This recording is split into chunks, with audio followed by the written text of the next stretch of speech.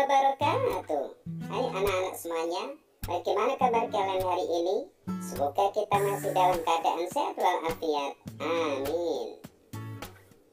Sebelum memulai video pembelajarannya, mari kita berdoa terlebih dahulu bersama-sama.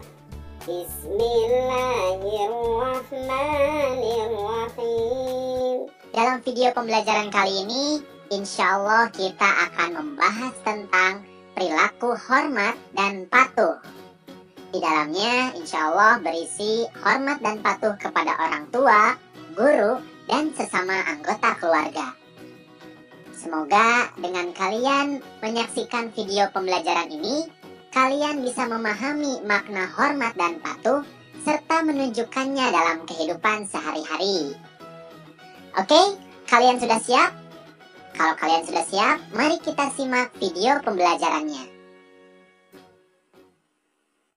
Di pembahasan yang pertama ini, kita akan membahas tentang pengertian hormat. Apa sih pengertian hormat? Secara bahasa, menurut Kamus Besar Bahasa Indonesia, hormat itu artinya menghargai, takzim atau sopan. Sedangkan secara istilah yang kita maksud, hormat itu adalah perbuatan yang menandakan rasa menghargai kita kepada orang lain. Nah, itu adalah pengertian dari hormat. Jadi ketika kita menghargai orang lain, berarti kita sudah melakukan perilaku hormat. Selanjutnya adalah pengertian patuh. Apa sih pengertian patuh? Secara bahasa, menurut Kamus Besar Bahasa Indonesia, patuh itu artinya suka menurut, taat, atau berdisiplin. Sedangkan secara istilah, yang kita maksud patuh adalah perbuatan mematuhi atau menaati perintah. Jadi ketika ada orang lain yang memerintah kita dan kita mematuhinya atau menaatinya atau mengikuti perintahnya, maka kita disebut patuh. Nah, itulah adik-adik pengertian dari hormat, yaitu menghargai, dan patuh artinya adalah menaati. Oke, untuk selanjutnya kita akan membahas tentang contoh hormat dan patuh. Apa saja sih contoh hormat dan patuh? Yang pertama, kita akan bahas contoh hormat dan patuh kepada orang tua.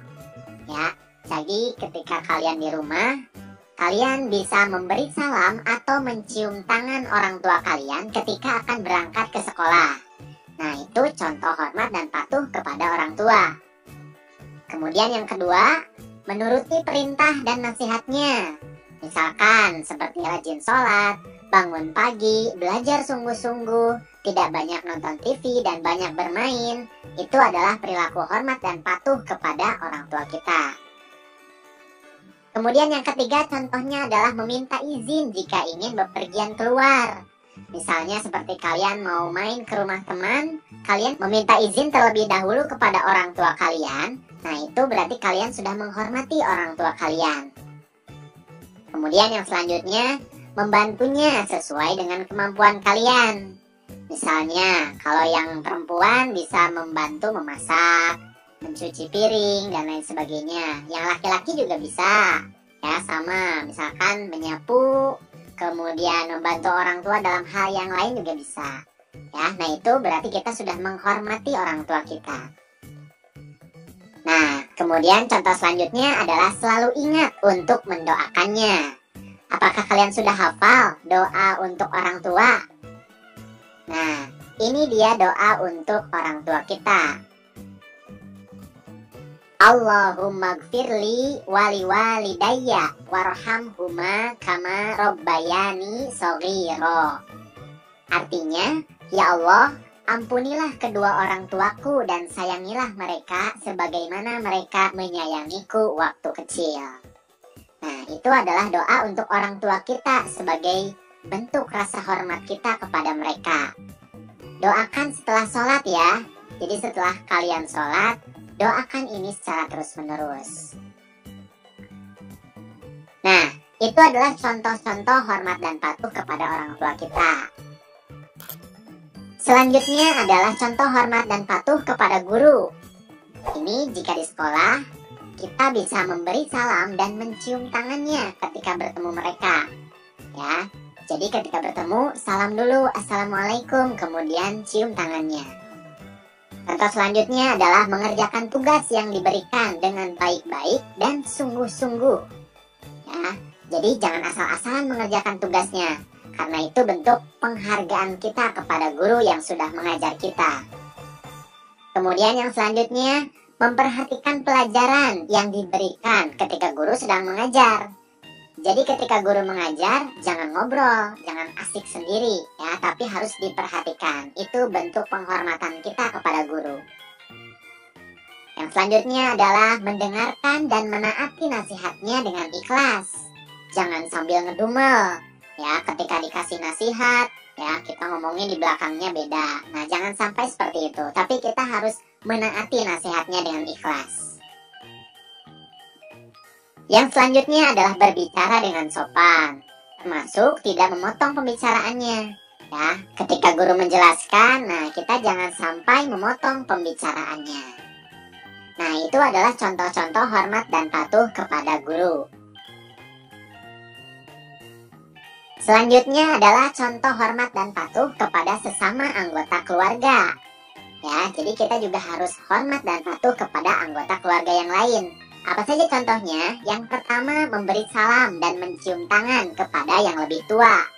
Ya, misalkan kepada nenek atau kakek kita, kepada paman atau bibi kita, kepada kakak. Nah, itu juga sama, bisa mencium tangannya. Kemudian yang kedua, mematuhi setiap nasihat kebaikan dari anggota keluarga yang lain tentunya. Jadi kalau ada yang menasihati kita harus mematuhinya, harus menaatinya. Karena itu adalah nasihat yang baik buat kita. Yang ketiga contohnya adalah menyayangi yang lebih muda. Ini juga bentuk penghormatan, penghargaan kepada yang lebih muda. Kemudian yang keempat, kita tidak mengganggu ketika ada yang sedang sakit. Misalnya menghidupkan radio atau TV keras-keras di saat adik atau kakak kita sedang sakit. Nah, itu adalah bentuk penghormatan kita kepada sesama anggota keluarga.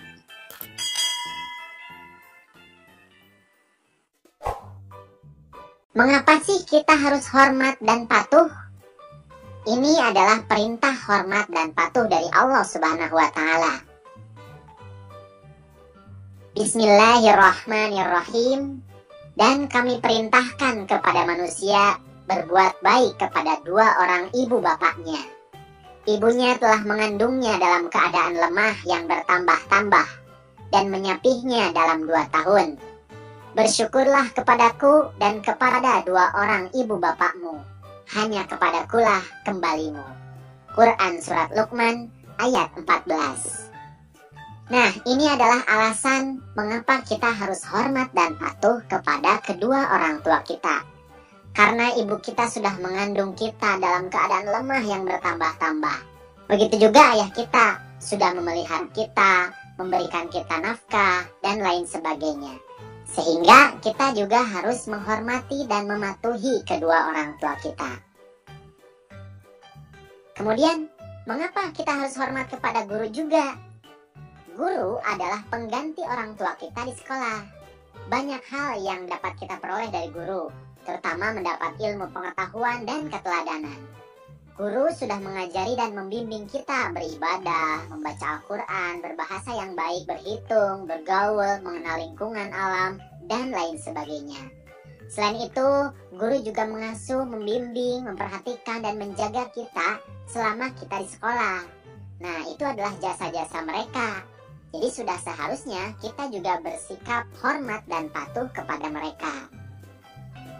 Kemudian, ini juga ada perintah hormat dan patuh kepada sesama anggota keluarga. Mari kita simak. Bismillahirrahmanirrahim. Dan berbuat baiklah kepada dua orang ibu bapak, karib kerabat, anak-anak yatim, orang-orang miskin, tetangga yang dekat dan tetangga yang jauh, dan teman sejawat, ibnu sabil, dan hamba sahayamu. Sesungguhnya Allah tidak menyukai orang-orang yang sombong dan membangga-banggakan diri. Quran Surat An-Nisa ayat 36. Nah, dari ayat tersebut Kita diperintahkan oleh Allah Subhanahu wa Ta'ala untuk menghormati dan mematuhi sesama anggota keluarga juga. Sebenarnya bukan hanya sesama anggota keluarga, tapi yang lainnya juga harus kita hormati dan hargai. Kemudian ada lagi hadis dari Rasulullah Shallallahu Alaihi Wasallam. Barang siapa yang berbuat baik kepada orang tuanya, akan menjadilah ia sebagai orang yang paling baik dan akan dipanjangkan umurnya. Hadis riwayat Al-Bukhari. Nah, itulah adik-adik perintah hormat dan patuh baik kepada orang tua, kepada guru, atau sesama anggota keluarga. Kemudian yang selanjutnya adalah manfaat dari hormat dan patuh. Ketika kita memiliki sikap hormat dan patuh, maka insya Allah kita akan memiliki manfaat sebagai berikut. Yang pertama, kita akan mendapatkan kunci masuk surga. Ada pepatah mengatakan surga itu di bawah telapak kaki ibu. Kemudian ridho Allah, ridho walidain. Ridhonya Allah adalah ridho orang tua juga.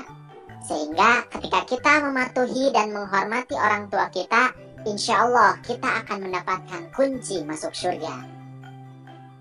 Kemudian yang kedua, kita akan disayang orang tua, guru, dan anggota keluarga yang lain.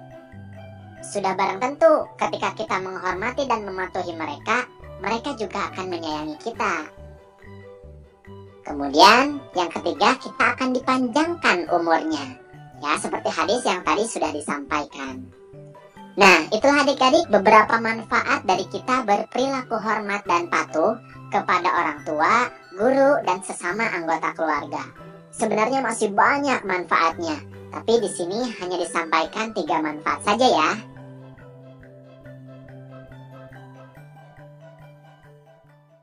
Itu saja video pembelajaran yang bisa kakak sampaikan. Semoga kalian bisa memahami makna hormat dan patuh kepada orang tua, guru, dan sesama anggota keluarga, serta bisa menunjukkannya dalam kehidupan sehari-hari. Oke, itu saja videonya. Terima kasih atas perhatiannya. Mohon maaf apabila ada kesalahan. Billahi taufiq wal hidayah. Wassalamualaikum warahmatullahi wabarakatuh.